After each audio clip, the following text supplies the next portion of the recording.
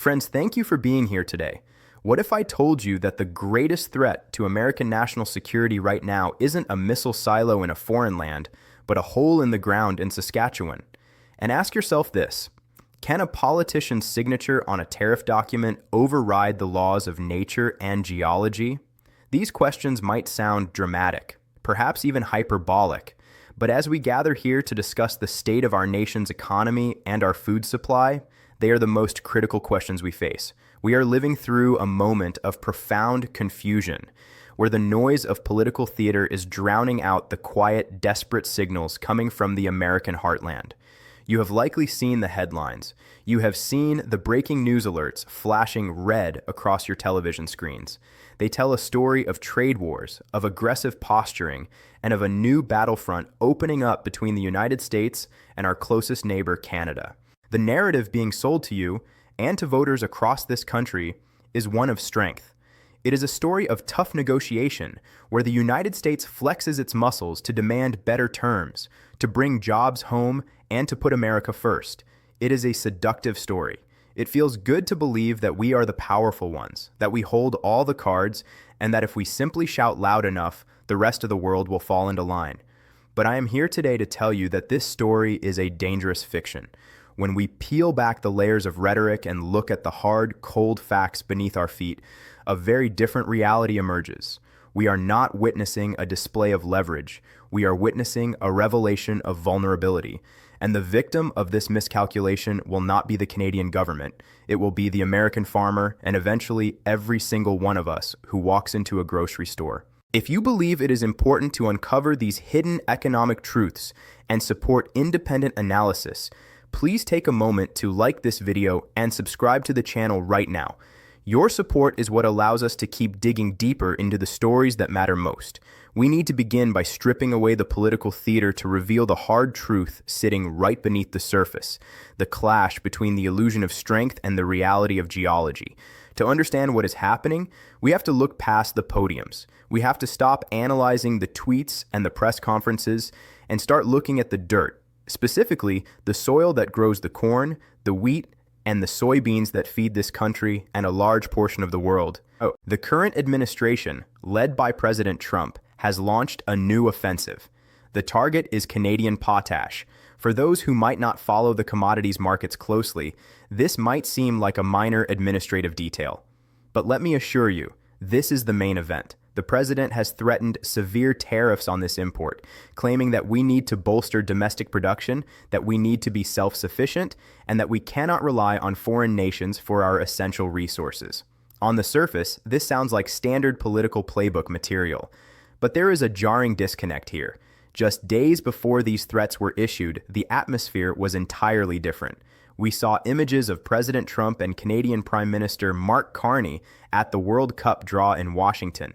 They were smiling, they were dancing. The mood was jovial, suggesting a relationship of mutual respect and cooperation. It was the kind of diplomatic theater that puts markets at ease. And then the pivot.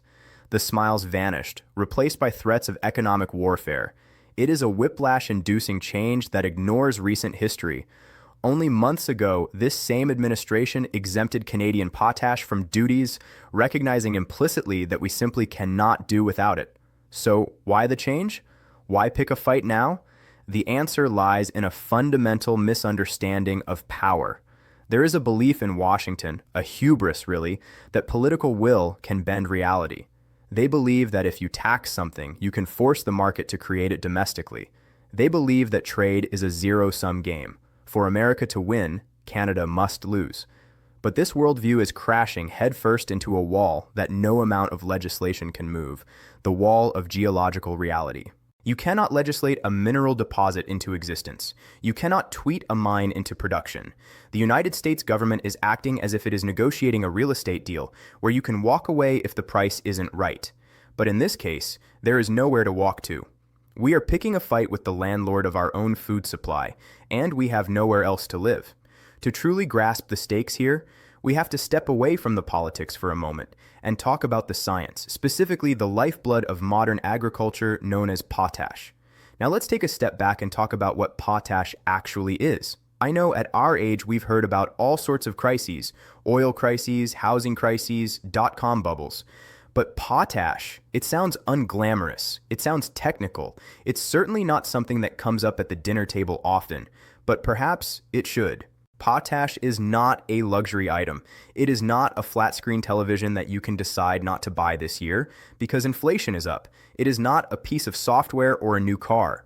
You can survive without a new car. You can survive without a smartphone. You cannot survive without food. Potash is potassium. Along with nitrogen and phosphorus, it is one of the 3 critical nutrients required for plant growth. It is a biological necessity. It strengthens the roots of plants, helps them retain water, and protects them from disease. Without potash, crop yields don't just dip slightly, they collapse. A cornfield deprived of potassium is a field of stunted, yellowing stalks that produce no grain. In the modern world, where we have to feed hundreds of millions of people, potash is the lifeblood of agriculture. It is the fuel that powers the engine of our food system. So, where do we get this miracle mineral? This is where the math becomes terrifyingly simple and terrifyingly inescapable.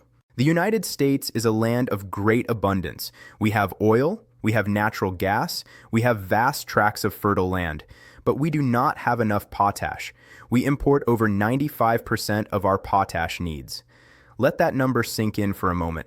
95%. We are almost entirely dependent on foreign sources for the nutrient that allows us to grow our own food. And where does that 95% come from? It doesn't come from a scattershot of 50 different countries. We aren't buying it from a diverse marketplace where we can shop around for the best deal. No, 90% of those imports come from one single place, Canada. Specifically, they come from the province of Saskatchewan. Geologists often refer to Canada as the Saudi Arabia of potash. Just as Saudi Arabia sits on an ocean of oil, Saskatchewan sits on the largest, highest quality reserves of potash on the planet. This is a geological monopoly. It wasn't decided by a treaty or a war. It was decided millions of years ago by the formation of the Earth. This reality creates a unique vulnerability. If we were talking about steel or aluminum or lumber, we could argue that domestic production could be ramped up or that we could buy from Brazil or Europe or Asia. But with potash, the alternatives are bleak. The other major producers in the world are Russia, Belarus, and China. Look at that list again. Russia, Belarus, China. Are these the partners we want to rely on for our national food security? With the current geopolitical tensions, with wars raging and trade barriers rising, these are not viable alternatives. We cannot simply call up Moscow or Beijing and ask them to fill the gap if we start a trade war with Ottawa. They are strategic adversaries, not reliable partners. So we are left with Canada, our neighbor, our ally, and yet our administration has chosen to threaten this critical lifeline as if it were a nuisance. They are treating a strategic partner like a hostile competitor, seemingly unaware that Canada holds the keys to our pantry. Once we understand the biological necessity of this mineral, the economic fallout becomes clear, revealing how this trade war is effectively scoring an own goal against our own economy. When the president announced these potential tariffs, he likely envisioned a scenario where Canadian companies would panic. He likely thought they would rush to the negotiating table, desperate to lower their prices or offer concessions on other trade disputes, perhaps dairy or softwood lumber, just to keep access to the American market. That is the dealmaker logic. Squeeze them until they break. But markets do not operate on political logic. They operate on fear and math. The reaction to the threat was instantaneous. The markets didn't wait for a bill to be passed through Congress. They didn't wait for the ink to dry on an executive order. The moment the words left the president's mouth, the price of potash surged. This is what economists call an uncertainty premium. When you introduce chaos into a stable supply chain, prices go up. It wasn't because there was suddenly less fertilizer in the world. The mines in Saskatchewan were still running. The trains were still moving. But the fear that the supply might be cut off or that it would become significantly more expensive caused traders and speculators to bid up the price. And this brings us to a concept that is crucial to understanding why this policy is such a disaster: inelastic demand. Now, I know that sounds like a term from an economics textbook that you'd want to close immediately, but stick with me because it explains exactly why you and I are going to pay the price for this. Elastic demand is like a vacation. If the price of plane tickets to Hawaii doubles, you say, well, honey, maybe we'll drive to the lake this year instead. You have a choice. You can walk away. Inelastic demand is like insulin for a diabetic. It doesn't matter if the price doubles, triples, or quadruples. You have to have it. You cannot choose not to buy it or you will die. Farming operates on inelastic demand. A farmer in Iowa staring out at thousands of acres of corn that need to be planted in the spring cannot look at the price of fertilizer and say, you know what, it's too expensive this year. I think I'll just skip the potassium. If he skips the potassium, he has no crop.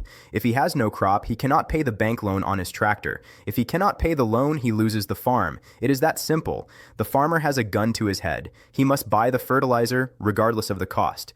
So when the administration slaps a tariff on Canadian potash, who pays for it? The president would have you believe that Canada pays. He wants you to think that the Canadian government or the mining companies write a check to the U.S. Treasury. But that is a lie. That is not how tariffs work. The tariff is a tax paid by the importer, the American company bringing the fertilizer across the border. And because the farmer must have the product, the importer passes 100% of that tax directly to the farmer. The Canadian mining companies don't lower their prices to absorb the tax. Why would they? They have the product the world needs. They have the monopoly. They know the American farmer has nowhere else to go. So the price simply goes up. This policy, which is sold as protecting America, is actually a wealth transfer. It takes money out of the pockets of the productive economy, the farmers who grow our food, and transfers it to the speculative economy, the traders who profit from the price spikes, and ultimately, it strengthens the very foreign producers we are trying to hurt. The claim that we can do it here is the cruelest part of the deception. You cannot build a potash mine in a year. You cannot build one in 5 years. These are massive, capital-intensive operations that take a decade to bring online, provided you even have the ore in the ground, which, largely, we do not. To tell American farmers that they should just buy American when there is no American supply to buy is an insult to their intelligence and a threat to their livelihood. But economic theories are abstract until you look at who actually pays the price. So let's talk about the primary victim of this policy, the American farmer. Let's talk about the people on the front lines of this economic war. Let's talk about the American farmer. We often have a romanticized view of farming in this country. We think of the amber waves of grain, the stoic family working the land, the backbone of the republic. And they are all of that, but they are also business people operating in one of the most brutal, unforgiving financial environments on earth. Modern farming is a high-volume, razor-thin margin business. A farmer is essentially a gambler who bets against the weather and the global markets every single year. In the spring, they go to the bank. They borrow hundreds of thousands, sometimes millions of dollars, to buy seed, fuel, and fertilizer. They bury that money in the ground, hoping that the rains will come at the right time, that the pests will stay away, and that the harvest in the fall will be big enough to pay back the loan and leave a tiny sliver of profit to feed their families. They are operating on the edge. Now imagine hitting that fragile balance sheet with a 20% or 30% spike in the cost of fertilizer. For a corporate giant, maybe that's a line item adjustment. For a family farm, that is an existential threat. That is the difference between breaking even and going bankrupt. That is the difference between passing the farm down to the next generation or selling it off to a conglomerate or a developer. And here is the kicker. The farmer cannot pass that cost on. If a car manufacturer has to pay more for steel, they increase the sticker price of the car. If a restaurant has to pay more for beef, they rewrite the menu. But a farmer? A farmer is a price taker, not a price maker. The price of corn and wheat is set by the global market. It is set on the trading floors of Chicago and London. An individual farmer in Nebraska cannot call up the grain elevator and say, hey, my fertilizer cost me an extra $50,000 this year because of the trade war, so I need you to pay me an extra dollar per bushel. The market doesn't care. The market pays what it pays, so the farmer has to eat the loss. he has to absorb the cost of his own government's incompetence. This trade war is not striking at a foreign enemy. It is a precision strike on the American heartland. It is draining capital from rural communities that are already struggling. It is forcing consolidation, driving small families out of business, and handing the land over to massive agro-industrial complexes. And it is doing all of this in the name of patriotism. I want to pause here and ask you, what do you think about this strategy? Does it make sense to risk the livelihood of our farmers for a trade negotiation? Or do you see this as a necessary sacrifice? I would love to read your thoughts in the comments below, so please share your perspective. Now, while the situation here at home is tumultuous, we must turn our gaze northward to understand Canada's strategic position and the quiet leverage they hold. While Washington is loud, chaotic, and aggressive, let's look north to see how Canada is responding. You might expect them to be panicking. After all, the United States is their biggest customer. You might expect angry speeches, threats to shut off the oil pipelines, or dramatic displays of outrage. But that is not what we are seeing. Instead, we are seeing something much more formidable: quiet leverage. Prime Minister Mark Carney, a man who understands central banking and global finance better than almost anyone on the world stage, knows the score. He knows that in a screaming match, the loudest voice often loses. He understands the structural reality that the Trump administration seems to have missed. Carney and his government know that the United States needs Canada far more than Canada needs the United States in this specific sector. They hold the keys to the locked door of American food security. If the U.S. wants to tax potash, Canada can simply shrug and sell it to Brazil or India or the booming markets of Southeast Asia. The world needs fertilizer. The demand is global, but the U.S. cannot buy it from anyone else. This gives Canada a powerful, silent advantage. They don't need to bluster. They don't need to issue threats. They can simply wait. They can let the laws of economics do the fighting for them. They know that eventually, the pain in the American farm belt will become too great. They know that the senators from Iowa and Kansas and the Dakotas will eventually march into the Oval Office and demand an end to the madness. Canada is essentially practicing the martial art of Aikido, using the opponent's own aggression against them. By allowing the U.S. to drive up costs for its own farmers, Canada watches as American agriculture becomes less competitive globally. Furthermore, Canada is already battle-hardened. They are currently facing trade pressure from China, which has slapped duties on Canadian canola and pork. You might think this makes them weak, desperate for American friendship, but in reality, it highlights their resilience. They are navigating a hostile world by diversifying, by strengthening other relationships, and by standing firm on their resources. The betrayal by the U.S., their supposed ally, stings, certainly, but it also clarifies the board. It proves that Canada must look out for itself, and it has the geological wealth to do so. We are witnessing a masterclass in contrast. On one side, the U.S. creates chaos, disrupts its own supply chains, and harms its own citizens for the sake of a soundbite. On the other side, Canada maintains stability, leverages its natural advantages, and quietly prepares for the U.S. to fold.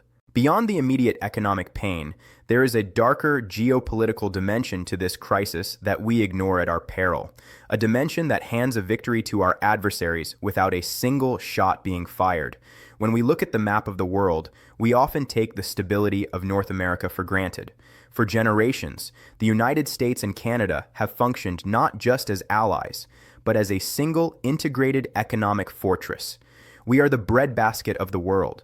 Together, our agricultural output is the envy of every other nation.